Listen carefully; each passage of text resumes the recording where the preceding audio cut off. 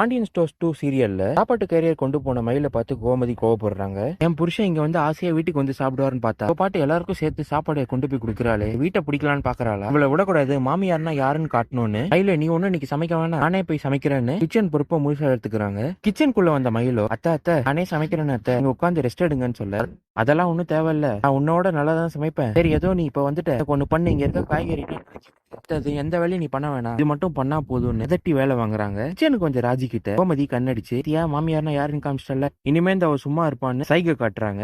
கிச்சனை விட்டு வெளியே வந்த ராஜி மீனா கிட்ட, அக்கா கிச்சனுக்குள்ள 2 பேரும் அடிச்சுக்கொள்ளாத குறைதான், யாரும் 2 பேருக்குள்ள சமையல் பண்ணுவான்னு போட்டியே உள்ள நடக்குது, இதுல அத்தை ஜெயிச்சிட்டாங்க, மயிலும் அவங்களுக்கு பேர் வரணும்னு காய்கறி எல்லாம் அத்தைக்கு நறுக்கி கொடுத்துட்டு இருக்காங்க. உங்க 2 பேரும் சண்டே இல்ல, சமையல் என்ன ஆக போதும், சரி இருங்கக்கா நான் கதிர்க்கு ஒரு மெசேஜ் பண்றேன்னு மெசேஜ் டைப் பண்றப்போ மீனாவும் ராஜி கிட்ட, ஏன் ராஜி நீ மெசேஜ் பண்ற, பேசாம புருஷனுக்கு போன் பண்ணி பேச வேண்டியதானே, உனக்கு அவ்வளவு லவ் இல்லன்னு சொல்ல, அப்பா அதெல்லாம் ஒண்ணு இருந்தா தானக்கா, அதெல்லாம் ஒண்ணும் கிடையாதுக்கா, கதிர் வேலையை முடிச்சுட்டு ராத்திரி தான் வருவாரு, அம்மாக்கு ஒரு ராத்திரி வந்து கதவு தட்டினாலே கோவம் வந்துடும், அப்புறம் ஏதாச்சும் தேவையில்லாத பிரச்சனை பண்ணுவாரு, அவனும் திட்டு வாங்கிட்டு தான் நான் ஒரு மெசேஜ் பண்ணி சொல்லிட்டேன்னா கதிர் வீட்டுக்கு வந்தோடனே கால் பண்ணா நானே கதவு தந்து விட்டுருவேன், தான்க்கா மெசேஜ் பண்றாங்கிறாங்க. மீனாவும் மெசேஜ் எல்லாம் பண்ணாத ராஜி, போன் பண்ணி சொல்லிட்டு அப்பதான் அவனுக்கும் தெரியும் இல்லன்னு சொல்லி கதிரோட நம்பரை டயல் போட்டு கொடுக்க, ராஜியும் கதிர் கிட்ட விஷயத்த சொல்லி ராத்திரி வீட்டுக்கு வந்ததுமே எனக்கு போன் பண்ண சொல்றாங்க. ராஜி சொன்ன மாதிரி வீட்டுக்கு வந்த கதிர் ராத்திரி போன் பண்ணி ராஜியை கதவு திறக்க வைக்கிறாரு. சாப்பிட்டு முடிச்சுட்டு தூங்க போற கதிர் ராஜி கிட்ட ஒரு பேனாவை கிஃப்ட் பண்றாரு. இதை பார்த்த ராஜியும் சந்தோஷப்படுறாங்க. தூங்குறதுக்கு முன்னாடி சரவணனும் மயில் கிட்ட பேசிட்டு இருக்கு. கையில சும்மா இல்லாம எங்க என்ன மீனா திட்டாங்க, அவங்க இன்னைக்கு கடை பலகாரம் வாங்கிட்டு வந்து இருக்க எல்லார்கிட்டையும் கொடுத்தாங்க, அது ஏங்க வெளில வாங்குறீங்க, வீட்டுல சொல்லியிருந்தா நானே பண்ணி கொடுத்துருப்பேன்னு சொன்ன, அதுக்கு அவங்க இல்லங்க